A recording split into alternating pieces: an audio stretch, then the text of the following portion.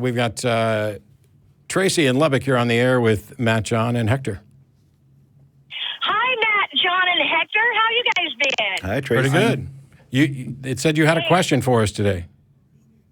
I've got two questions for you. The first is you'll notice I moved to Lubbock because I got a good job out here. Awesome. Congratulations. Yeah, Texas is great. Okay, so I got my little notepad here. And since the last time I called, I've been doing a lot of research. I got a book explaining the various religions. I've started reading the Bible for myself and made it halfway through Exodus. Boy, It's farther than I thought got. J.K. Rowling, I tell you, it is long-winded, hard to read. Let's see, as I've been reading the Bible, I have come to discover, like, kind of what John talked about just now. It was written by men, for men.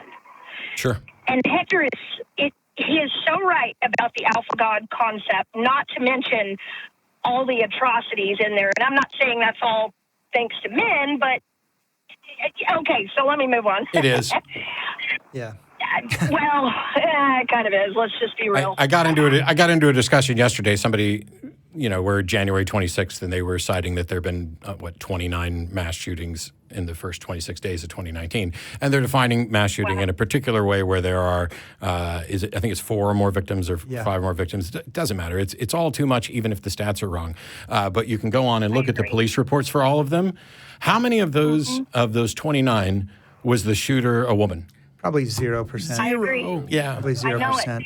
And I know it. that's my actual. I'm not anti-gun like a number of my friends. I'm fine with the Second Amendment and without getting into it in too much detail. I do have a solution to the gun problem, which is that only women can own guns.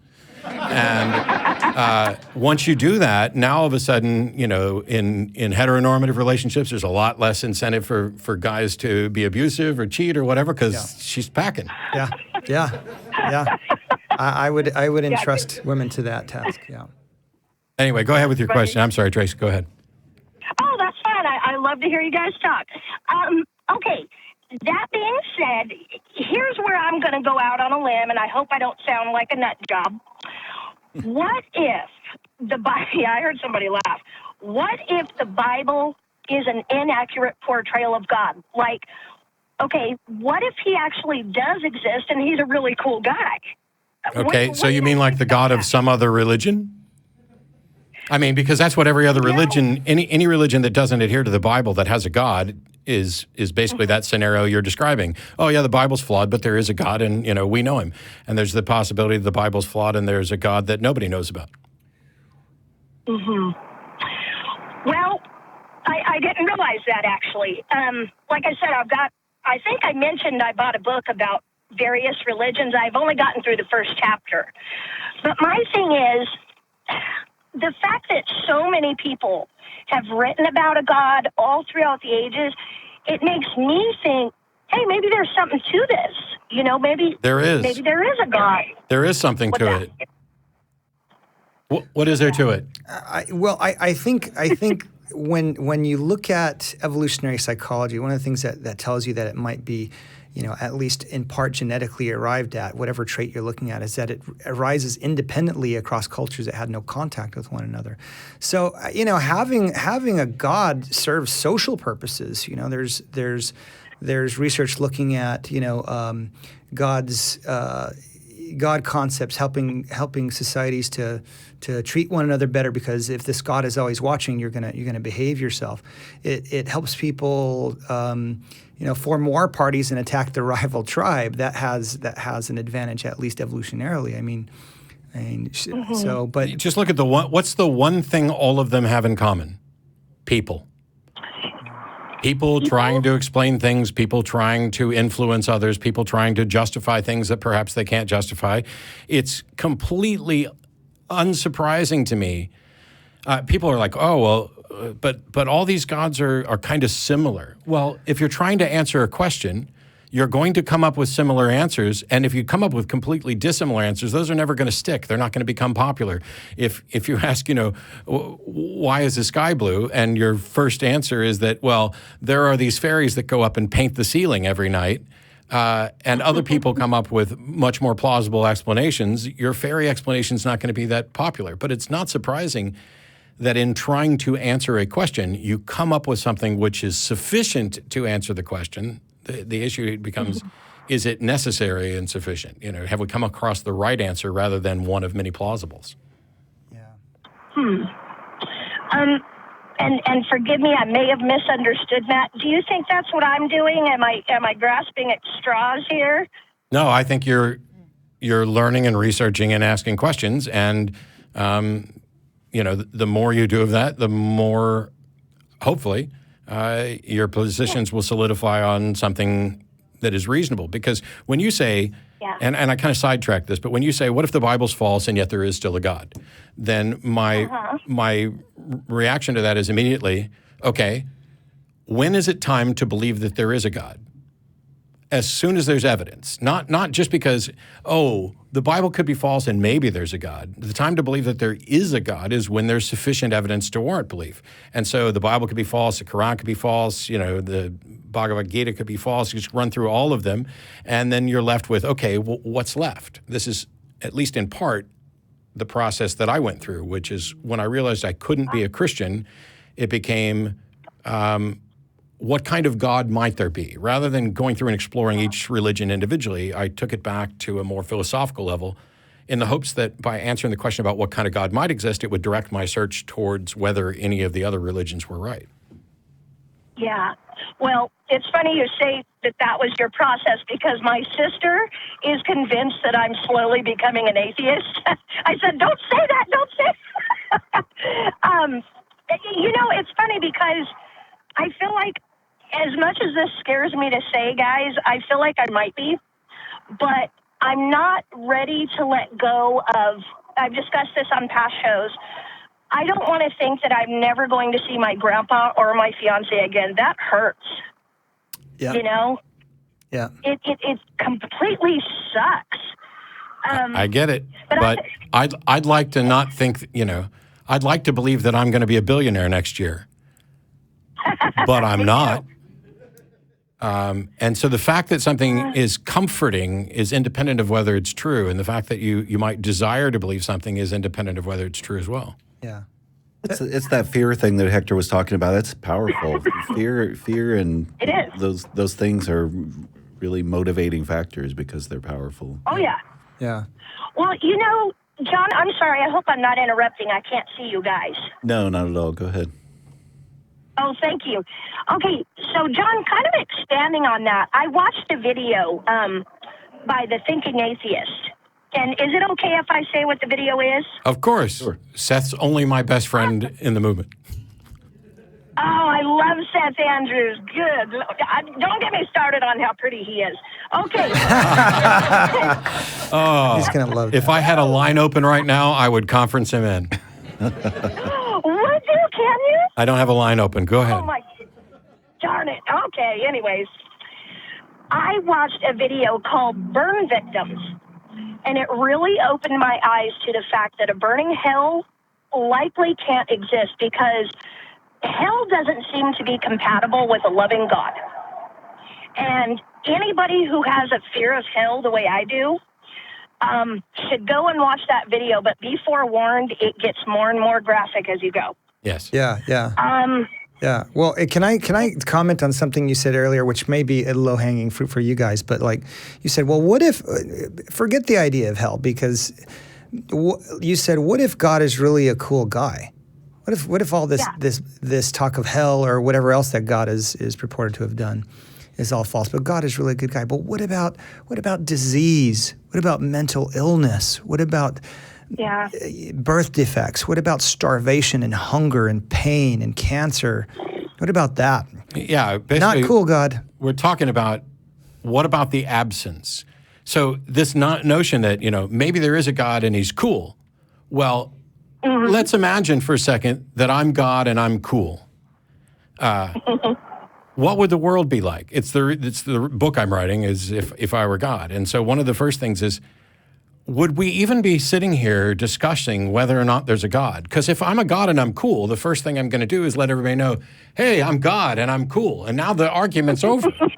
You can have other arguments. You can have other arguments about how cool I am, or hey, why am I not doing this or that? But at least there could be no argument that I exist. The least cool thing you could do is play the world's longest game of hide and go seek. Yeah.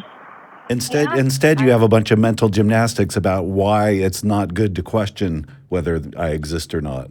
Yeah, I mean, so imagine that the example I've used before is, what if I never met my parents, but there was always a note on the fridge written by somebody else telling me what my parents wanted me to do? Would it even be in the scope of reality that my parents actually loved me or cared about me or wanted me to know that they were real? Do I have any reason to think that they're real? If I was God and I saw all these other people out there saying, God said this, I'd be like, no, I fucking didn't. I didn't say that. How uncool is it for God to remain silent? It's like, it gets back to one of my favorite things from Tracy Harris, where, there's somebody in a room who's molesting a child, and God sits back and says, you go ahead with that, I'll deal with you later. None of us would do that. I know. Yeah. No. Yeah. God would tell the Westboro Baptist Church, no, I said I hate figs. Yes. I would say that based on divine hiddenness, based on the problem of evil stuff that Hector was raising and other stuff, I think we can say conclusively that there is no God that is cool. There is no God that is caring, that wants to engage with people. That God is pretty much defeated just by a quick observation of the fact that there's a billion people who think that God has told them different things, and there's been no correction from God. Just the volume of human suffering that is possible, and all the different kinds of anguishes we can experience. Well, and you bring up cancer. I said that's what I lost my fiance to, and it would have been nice. Thank you. I appreciate that. It would have been nice to, if you're going to take the love of my life, at least give me something here, comfort me, something. But if I have time to jump into my much shorter second topic, is that okay? Sure. Well, thank you. What I wanted to expand on is kind of getting into the whole afterlife, since we're talking about this.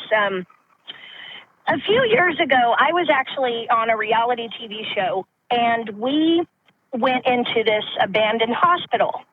The thing is, I've said it before, I have OCD, and so we were facing our fears in this hospital. And it was crazy because there were 6 of us in a dark hallway, and I know what you're already thinking, but we get down this hallway, and something said, don't go any further. And I swear that all of us felt it. I cannot explain it. I don't know what it was, but it was weird. Did you feel it? Did you feel it or hear it?